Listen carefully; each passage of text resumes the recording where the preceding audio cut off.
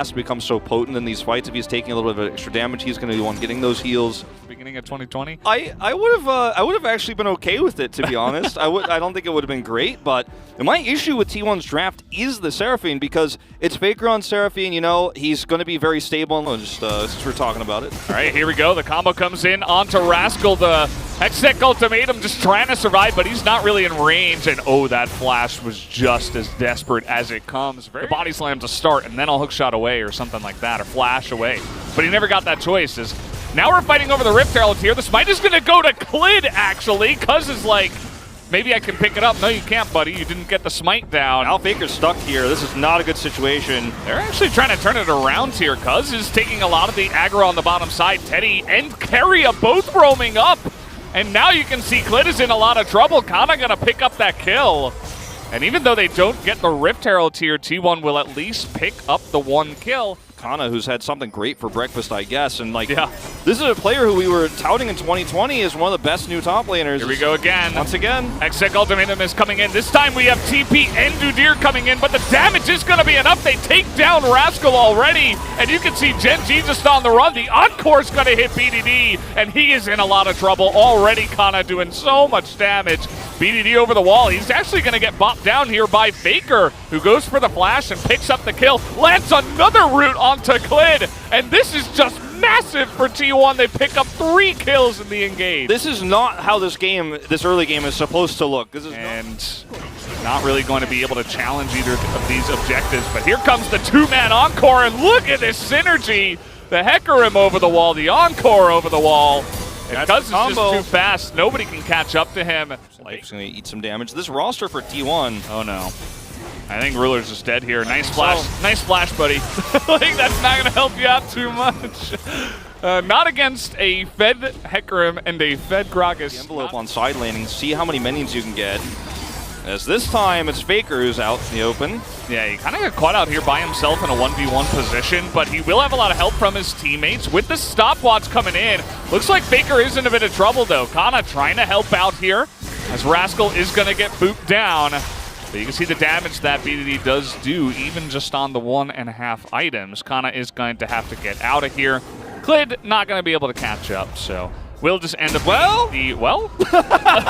Udyr Valdez, never underestimate. There against Faker, ends up being a side lane mismatch up there. And, okay. I don't know why we're face checking here, to be honest. Cuz is 1v4 at this point in time, and he is going to ult over the wall as the True Shot Barrage is just barely. He's starting to scale up. He's got his Void Staff online now. So you really have to be careful about getting caught out as T1, because you will be punished so hard for it. Oh, the cask actually doesn't work because he was ever frosted to the ground, but this is a very fast Nautilus coming on in, as the hook shot is nicely buffered, but it is not going to matter too much. Her damage is quite meager in general compared to other mid laners, but that's going to change that. Clid to get them all. It's like, I'm Udyr! He almost dodged that ultimate. Yeah. And now we do have the rotation coming in. Chemtank is available for Keria, but he's not even going to use it. He's just letting Cuz chip away at Clid here. Cuz has to be careful, though, and now Cuz is just going to get caught out as the Encore is on to 1 member, and Teddy and Faker are here all alone. Gen G find the opportunity to get on in there. The double kill comes in from the Udyr. Now Big Boy Kana is here. Can he turn this one around? Doesn't look like the answer is yes, as Rascal is frontlining now for his team. Keria just trying to sacrifice to save the rest of his lineup, as T1 are desperate to try to disengage here on a very wonky. And this is what you cannot have happen. Why take a risk and actually go for a chase on an Udyr as T1 here when you could just walk and get Drake Prio? Yeah, absolutely. Kind of an interesting arcane shift there from Ruler, as T1 are still chasing. They want more. They want to kill something. They're angry. And yes, they're going to get BDD, but that is about it. They're trying to go and, like you said, I think you have to try, right? You just gave up the Infernal Drake. Gotta trade it for something. And you're 5v4 here, so everybody dodges the True Shot Barrage, and that's actually a lot of damage denied from the Ezreal. Ruler is trying his best to try to chip away at the front line here, but it's not really working out too well. They're going to try to zone away Clid.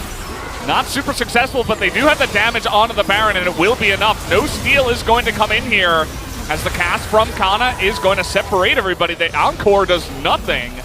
as Klid is going to have to back away. They want more. Oh, Rascal's getting in there. That's pretty interesting.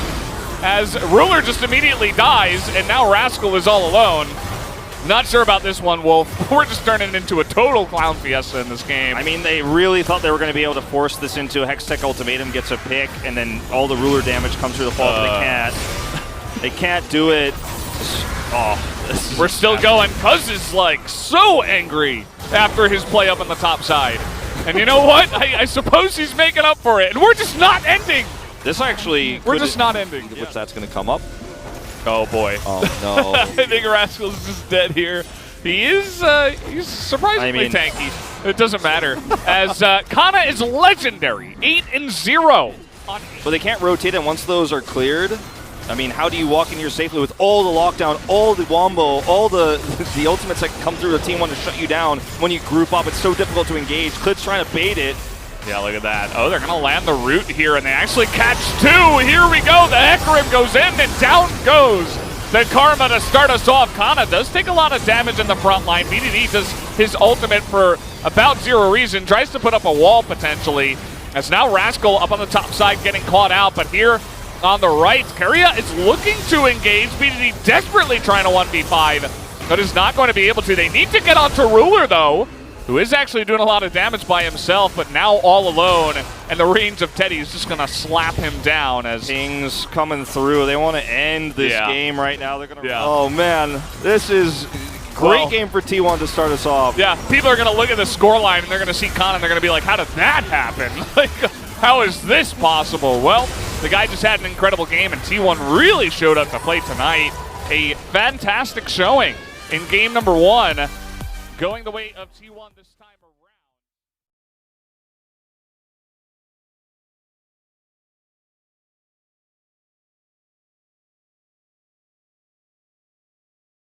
around. Very off meta right now.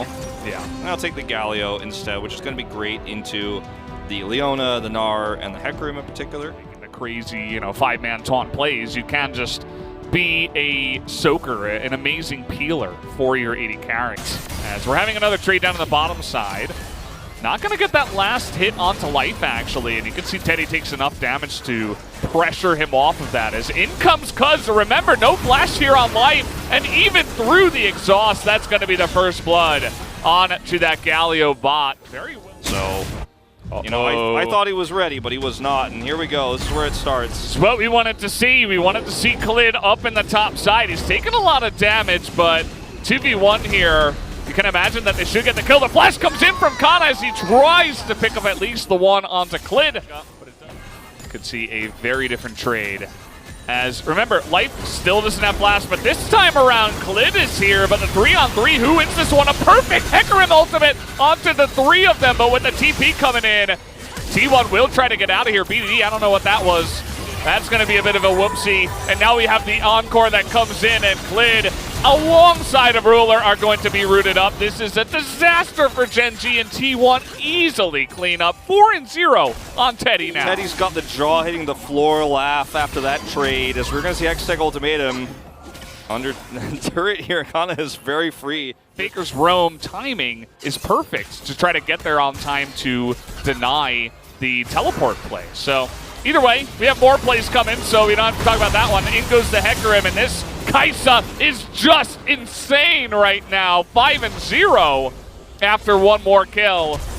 As Life has to flash away. Faker's here once again, so ended up being great, and let's not forget, Faker is the most iconic Azir player of all time, so he understands this matchup very well. Oh boy.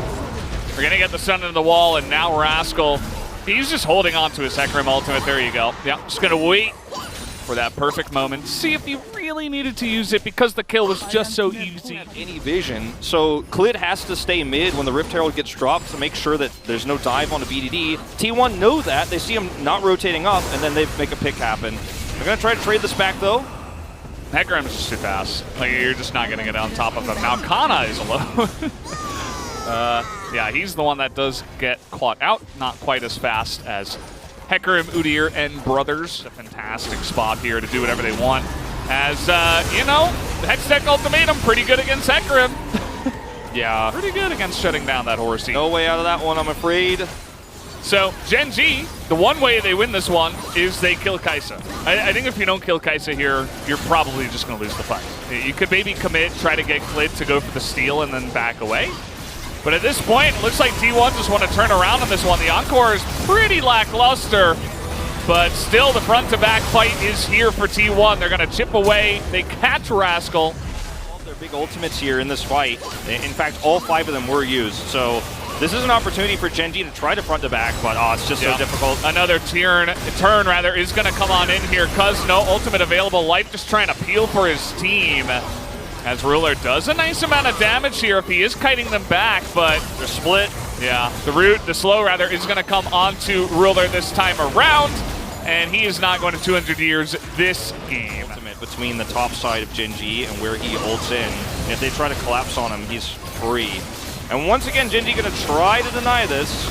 Yeah, trying to ult on a Clid. Keria is going to die. This is going to come to a 50-50. It goes to the Clid. The Udyr steals the Baron away. Unbelievable. And now they're going to get the double fear, but that is big for Gen G. They buy some time picking up that Baron away from T1. This ultimate combo that comes through, Cuz is there as well. We actually have a big fight happening right now. This is for the Ocean Drake, and the second Kai'Sa arrives, you turn tail and you run. You're already outnumbered here as Gen G. 9-0. Yeah, you're outnumbered. You're against a fed Kai'Sa. You can't be here. Teddy's like kiting the blue buff while he's getting a kill. There's just nothing he can do. T1 just have such control over the map. Okay, again, the one way you can win is if you kill Teddy. Do they have the reach? The answer is no. Then, you know, we enter a stage of the game where we're just an extreme late game, and still Gen G's comp is pretty good. So I like that they're actually going for the play here. Teddy is going to go into that back line, immediately blows up BDD, just removes him from the fight right from the get-go. That's a cute little exhaust you've got there, says Teddy. Doesn't affect me at all. There's just not enough damage for Gen G to end this. Yeah, welcome to Seraphine's world. Yep. You're not going to have much fun with that one. Keria's got a stopwatch. Teddy, he's got a front line in spades this time around. And with the Aphelios going down, that is going to signal the end of the game. Cuz going to pull out that last member. Only Clid remains. And T1 will take the extremely dominant and clean 2-0 win tonight over Gen G. They're going to go ahead and let Faker die as the Nexus will go down. But that is about as one-sided as it